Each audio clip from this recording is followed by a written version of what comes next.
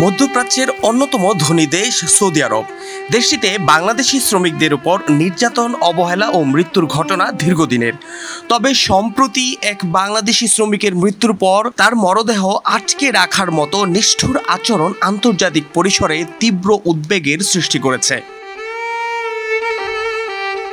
14 মে মানবাধিকার সংস্থা human rights watch ও fair square প্রকাশিত এক যৌথ প্রতিবেদনে সৌদি আরবে কর্মরত দক্ষিণ এশিয়ার শ্রমিকদের নিরাপত্তাহীন ও মানবেতর অবস্থার চিত্র তুলে ধরে এসব মৃত্যুকে প্রতিরোধযোগ্য হিসেবে উল্লেখ করেছে। প্রতিবেদনে বলা হয়েছে, সৌদিতে কাজ করতে গিয়ে বাংলাদেশ, ভারত ও নেপালের বহু শ্রমিক মারা যাচ্ছেন।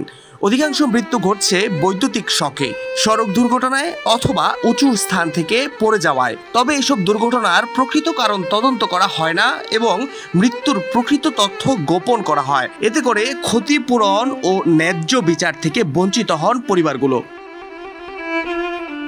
বিশেষভাবে আলোচিত একটি ঘটনা উল্লেখ করে HRW জানিয়েছে, বাংলাদেশি এক শ্রমিক বিদ্যুতায়িত হয়ে মৃত্যুবরণ করেন, কিন্তু তার সৌদি মালিক মরদেহটি আটকে রাখেন এবং স্পষ্ট জানিয়ে দেন শুধু তখনই ক্ষতিপূরণ দেওয়া হবে যদি মরদেহ দেশে নিয়ে গিয়ে দাফন করা হয়।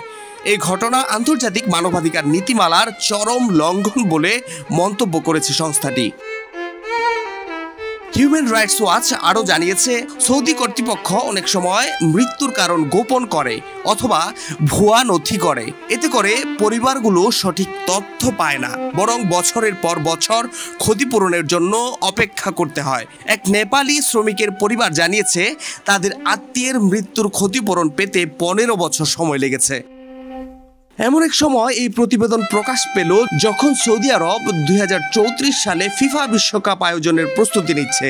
বিশ্বকাপ উপলক্ষে দেশটি স্টেডিয়াম, হাইওয়ে ও অন্যান্য অবকাঠামো নির্মাণে বিপুল সংখ্যক শ্রমিক নিয়োগ দিচ্ছে। তবে সংশ্লিষ্টদের আশঙ্কা, নিরাপত্তা ও অধিকার রক্ষায় যথাযথ ব্যবস্থা না নেওয়ায় ভবিষ্যতে আরও প্রাণহানির ঘটনা ঘটতে পারে। এই প্রতিবেদনটি শুধু একটি দেশের ন্যায় বিচার চর্চার ব্যর্থতা নয়, বরং উন্নয়ন ও মানবাধিকারের টানাপোড়েনের একটি চিত্রও বটে। আন্তর্জাতিক চাপ ও স্বচ্ছ জবাবদিহিতার মধ্যেই কেবল এই পরিস্থিতির উন্নতি সম্ভব বলে মনে করছেন বিশেষজ্ঞরা। Fahad Shahriar, news desk, global television.